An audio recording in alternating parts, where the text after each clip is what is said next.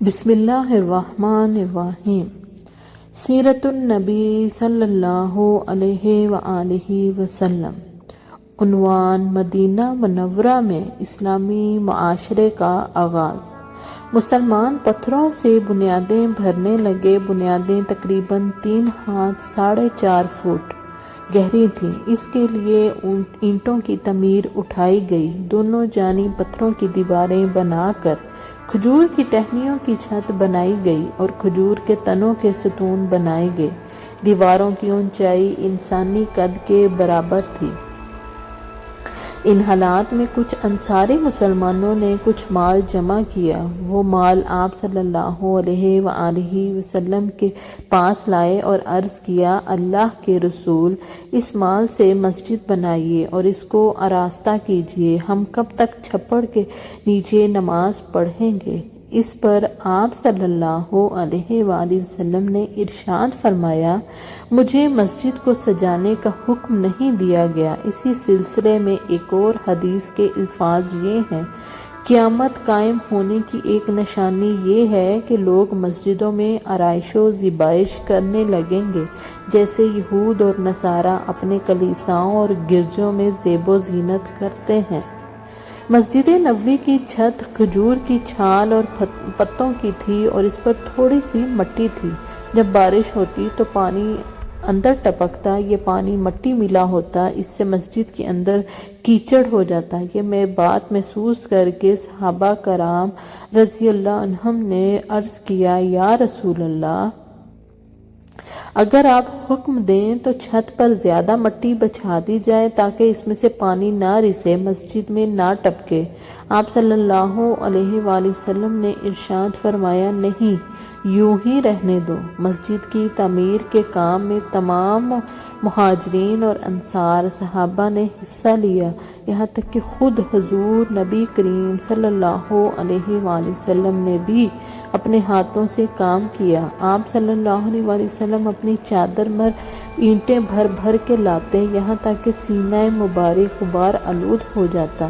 صحابہ کرام رضی اللہ عنہم نے آپ صلی اللہ علیہ وآلہ وسلم کو اینٹیں اٹھاتے دیکھا تو وہ اور زیادہ جانفشانی سے اینٹیں ڈھونے لگے۔ یہاں اینٹوں سے مراد پتھر ہیں۔ ایک موقع پر آپ صلی اللہ علیہ وسلم نے دیکھا کہ باقی صحابہ تو ایک ایک پتھر اٹھا کر لا رہے ہیں اور حضرت عمار بن یاسر رضی اللہ عنہ 2 پتھر اٹھا کر لا رہے تھے۔ تو ان سے پوچھا: عمار، تم بھی اپنے ساتھیوں کی طرح ایک ایک پتھر کیوں نہیں لاتے؟ تو انہوں نے عرض کیا: اس لیے کہ میں اللہ تعالیٰ سے زیادہ اجر و ثواب چاہتا ہوں۔ حضرت عثمان بن مظعون رضی اللہ عنہ بہت نفیس اور صفائی پسند تھے۔ وہ بھی مسجد کی تعمیر کے لیے پتھر ڈھو رہے تھے۔ پتھر اٹھا کر چلتے تو اس کو اپنے کپڑوں سے دور رکھتے تاکہ کپڑے خراب نہ ہو۔ اگر مٹی لگ جاتی تو فوراً چٹکی سے اس کو جھاڑنے لگتے تو دوسرے صحابہ دیکھ کر مسکرا دیتے۔ مسجد کی تعمیر کے بعد حضور اکرم صلی اللہ علیہ وآلہ وسلم اس میں 5 ماہ تک بیت المقدس کی طرف منہ کر کے نمازیں پڑھتے رہے۔ اس کے بعد اللہ تعالیٰ کے حکم سے قبلے کا رخ بیت اللہ کی طرف ہو گیا۔ مسجد کا پہلا فرش کچا تھا، پھر اس پر کنکریاں بچھا دی گئیں۔ یہ اس لیے بچھائی گئیں کہ ایک روز بارش ہوئی، فرش گیلا ہو گیا۔ اب جو بھی آتا اپنی جھولی میں کنکریاں بھر کے لاتا اور اپنی جگہ پر ان کو بچھا کر نماز پڑھتا۔ تب نبی پاک صلی اللہ علیہ وآلہ وسلم نے حکم دیا کہ سارا فرش ہی کنکریوں کا بچھا دو۔ پھر جب مسلمان زیادہ ہو گئے تو نبی اکرم صلی اللہ علیہ وآلہ وسلم نے مسجد کو وسیع کرنے کا ارادہ فرمایا۔ مسجد کے ساتھ زمین کا ایک ٹکڑا حضرت عثمان غنی رضی اللہ عنہ کا تھا۔ یہ ٹکڑا انہوں نے ایک یہودی سے خریدا تھا۔ جب حضرت عثمان رضی اللہ عنہ کو معلوم ہوا کہ حضور صلی اللہ علیہ وآلہ وسلم مسجد کو وسیع کرنا چاہتے ہیں تو انہوں نے عرض کیا: یا رسول اللہ، آپ مجھے زمین کا یہ ٹکڑا جنت کے ایک مکان کے بدلے میں خرید لیں۔ چنانچہ نبی کریم صلی اللہ علیہ وآلہ وسلم نے زمین کا وہ ٹکڑا ان سے لے لیا۔ مسجد نبوی کے بارے میں آپ صلی اللہ علیہ وآلہ وسلم نے ارشاد فرمایا، اگر میری یہ مسجد صنعاء کے مقام تک بھی بن جائے، یعنی اتنی وسیع ہو جائے، تو بھی یہ میری مسجد ہی رہے گی، یعنی مسجد نبوی ہی رہے گی۔ اس سے ظاہر ہو رہا ہے کہ آپ نے مسجد نبوی کی وسیع ہونے کی اطلاع پہلے ہی دے دی تھی، اور ہوا بھی یہی، بعد کے ادوار میں اس کی توسیع ہوتی رہی اور اس کا سلسلہ جاری ہے اور آگے بھی جاری رہے گا۔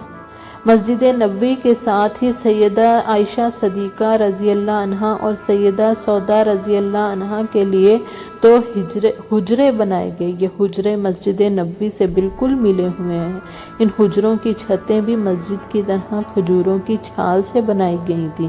مسجد نبوی کی تعمیر تک آپ صلی اللہ علیہ وآلہ وسلم حضرت ابو ایوب انصاری رضی اللہ عنہ کے گھر میں قیام پذیر رہے۔ آپ صلی اللہ علیہ وآلہ وسلم نے ان کے مکان میں نچلی منزل میں قیام فرمایا تھا۔ حضرت ابو ایوب رضی اللہ عنہ اور ان کی بیوی نے آپ سے درخواست کی تھی، حضور آپ اوپر والی منزل میں قیام فرمائیں۔ اس پر آپ صلی اللہ علیہ وآلہ وسلم نے جواب میں فرمایا، مجھے نیچے ہی رہنے دیں، کیونکہ لوگ مجھ سے ملنے کے لیے آئیں گے، اسی میں سہولت رہے گی۔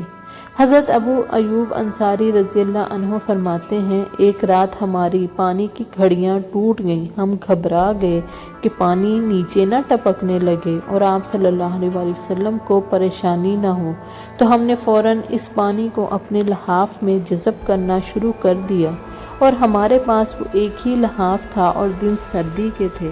اس کے بعد حضرت ابو ایوب انصاری رضی اللہ عنہ نے پھر آپ صلی اللہ علیہ وآلہ وسلم سے اوپر والی منزل میں قیام کرنے کی درخواست کی۔ آخر آپ صلی اللہ علیہ وآلہ وسلم نے ان کی بات مان لی۔ ان کے گھر کے قیام کے دوران آپ صلی اللہ علیہ وآلہ وسلم کے لیے کھانا حضرت اسعد بن زرارہ اور حضرت سعد بن عبادہ رضی اللہ عنہما کے ہاں سے بھی آتا تھا۔ اس تعمیر سے فارغ ہونے کے بعد حضور اکرم صلی اللہ علیہ وآلہ وسلم نے حضرت زید بن حارثہ اور زید بن رافع رضی اللہ عنہما کو مکہ بھیجا تاکہ حضور اکرم صلی اللہ علیہ وآلہ وسلم کے گھر والوں کو لے آئیں۔ حضور اکرم صلی اللہ علیہ وآلہ وسلم نے انہیں سفر میں خرچ کرنے کے لیے 500 درہم اور 2 اونٹ دیے۔ رہبر کے طور پر ان کے ساتھ عبداللہ بن اریکت کو بھیجا۔ سیدنا ابو بکر صدیق رضی اللہ عنہ نے یہ اخراجات برداشت کیے۔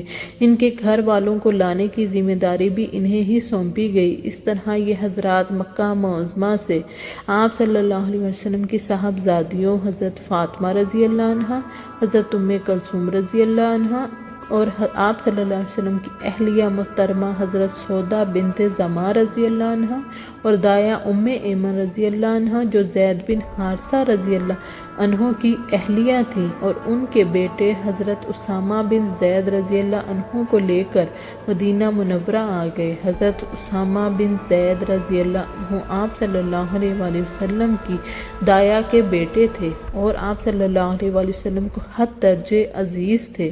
آپ صلی اللہ علیہ وآلہ وسلم کی بیٹی حضرت زینب رضی اللہ عنہا چونکہ شادی شدہ تھی اور ان کے شوہر اس وقت تک مسلمان نہیں ہوئے تھے، اس لیے انہیں ہجرت کرنے سے روک دیا گیا۔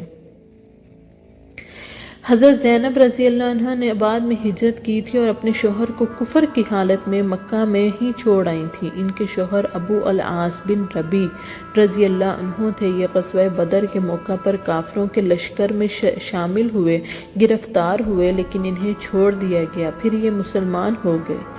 آپ صلی اللہ علیہ وآلہ وسلم کی چوتھی بیٹی حضرت رقیہ رضی اللہ عنہ اپنے شوہر حضرت عثمان رضی اللہ عنہ کے ساتھ پہلے ہی حبشہ ہجرت کر گئی تھی۔ یہ بعد میں حبشہ سے مدینہ پہنچے۔